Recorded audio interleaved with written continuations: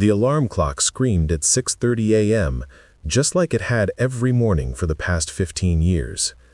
Marcus Wellington rolled over in his king-sized bed, Egyptian cotton sheets tangled around his legs, and stared at the ceiling of his penthouse apartment.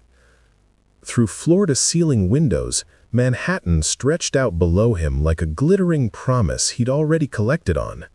Yet somehow, the view felt as empty as the space inside his chest. You'd think having everything would feel like something, wouldn't you? Marcus owned 3 homes, drove a different luxury car depending on his mood, and had a bank account that could fund small countries. His corner office on the 42nd floor came with a view that made visitors gasp. His Rolex collection could pay for most people's retirement. Hell, his wine cellar was worth more than the average American's lifetime earnings. But here's the thing about having everything. It leaves you with nothing left to want.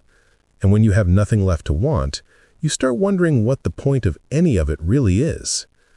Marcus dragged himself to the marble bathroom, catching his reflection in the mirror. 43 years old, still in decent shape thanks to his personal trainer, wearing pajamas that cost more than most people's monthly rent. The man staring back at him looked successful, accomplished, enviable. The man staring back at him also looked completely hollow. His phone buzzed with the usual morning chaos.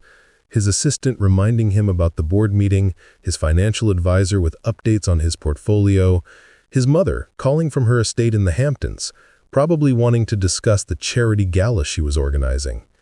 Everyone wanted something from Marcus Wellington, the golden boy who'd turned his father's already successful investment firm into an empire.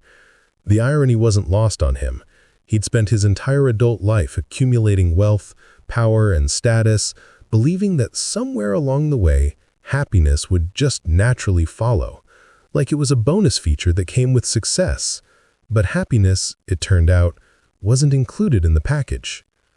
Standing under his rainfall shower, Marcus remembered being 12 years old, sitting in his father's study while the old man worked late into the night.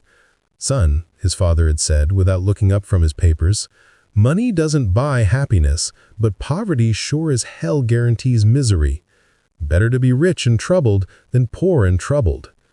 Even as a kid, Marcus had sensed something wrong with that logic. But he'd followed it anyway, climbing every ladder, crushing every goal, accumulating every symbol of success his society had taught him to value.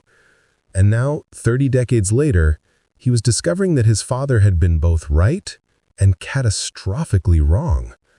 The commute to his office was a study in isolation. Sitting in the back of his Tesla, Marcus watched the city wake up around him. Street vendors setting up their carts, construction workers grabbing coffee, students hurrying to class. All of them seemed to have something he'd lost somewhere along the way. Purpose that went beyond the next acquisition, the next deal, the next zero added to his net worth.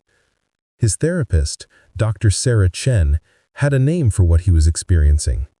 She called it success depression, the peculiar emptiness that can follow achieving everything you thought you wanted. "It's more common than you'd think," she told him during their first session 6 months ago. "When external validation becomes your primary source of self-worth, you create a prison made of gold bars." Marcus had initially resisted therapy. Successful men didn't need help, right? They figured things out, pushed through, conquered their problems like they conquered markets. But after waking up one morning and seriously considering whether anyone would actually miss him if he just disappeared, he'd finally made the call. The sessions had been eye-opening in the most uncomfortable way possible. Dr. Chen had helped him trace the roots of his emptiness back to childhood, to a father who measured love in achievements, and a mother who was too busy maintaining their social status to notice her son was drowning in expectations. "You've been performing your entire life," Dr. Chen had observed. "But who is Marcus when he's not performing? Who is he when nobody's watching, when there's no deal to close, no impression to make?" The question had haunted him for weeks because he genuinely didn't know the answer. Strip away the titles, the wealth, the reputation, and what was left? He'd built his entire identity around external markers of success, and now those markers felt like tombstones, marking the death of whoever he might have been. At the office, Marcus moved through his day like an actor playing a role he'd perfected but no longer believed in. He smiled at the right moments, made the right decisions, said the right things. His team respected him, his clients trusted him, his competitors feared him. From the outside, he was the picture of a man who had it all figured out. But inside, he felt like he was suffocating. During lunch, Marcus found himself walking through Central Park, something he rarely did anymore. He sat on a bench and watched a father teaching his young daughter how to ride a bike. The little girl kept falling, getting back up, laughing despite her scraped knees. The father's face was radiant with pride and joy, not because his daughter was the best cyclist in the world, but simply because she was his daughter, trying her best. When was the last time Marcus had felt that kind of uncomplicated joy? When was the last time someone had looked at him with love that wasn't contingent on his performance, his success, his ability to provide something? His phone rang. Another deal, another opportunity to make more money he didn't need. He stared at the screen for a long moment, then did something he'd never done before. He declined the call.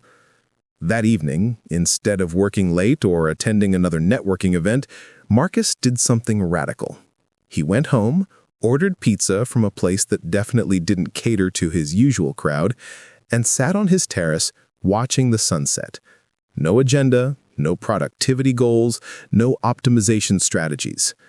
Just him, a slice of pepperoni pizza, and the slowly darkening sky. For the first time in years, Marcus felt something approaching peace, not the manic satisfaction of closing a big deal or the temporary high of acquiring something new, but actual peace, the kind that comes from simply being present in your own life instead of constantly performing it. He thought about Dr. Chen's homework assignment from their last session. Find one thing you enjoy that has absolutely nothing to do with success, money, or status. Something that feeds your soul instead of your ego. Marcus had initially dismissed the assignment as touchy-feeling nonsense, but sitting there with his pizza, watching ordinary people live their ordinary lives in the apartments across the street, he began to understand what she meant.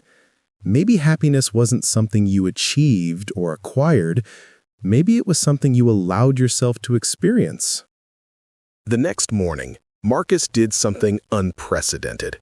He called his assistant and cleared his schedule for the afternoon. Then he drove to a community center in Queens, a place he'd never been despite living in New York his entire life. He'd seen a flyer for volunteer opportunities, and for reasons he couldn't fully explain, he wanted to help serve lunch to homeless families. The work was simple, unglamorous, and completely anonymous. Nobody knew who he was, nobody cared about his net worth or his business acumen. He was just another pair of hands, ladling soup and handing out sandwiches. And for the first time in decades, Marcus felt useful in a way that had nothing to do with profit margins or market dominance. An elderly man named Frank, weathered and worn, but with kind eyes, thanked him for the meal. "You got a good heart, son. Don't let the world take that away from you." Marcus almost laughed at the irony. Here was a man who owned nothing, telling him not to let the world take something away. But as he drove home that evening, Marcus realized Frank was right. Somewhere along the way, in his relentless pursuit of having everything, he'd lost the most important thing of all, his connection to his own humanity. The journey back to himself wouldn't be easy. Decades of conditioning don't disappear overnight. But for the first time in years, Marcus felt like he was moving in the right direction, not toward another goal or achievement, but towards something far more valuable. The possibility of becoming whole again. Because sometimes the richest thing you can do is remember what it feels like to be human.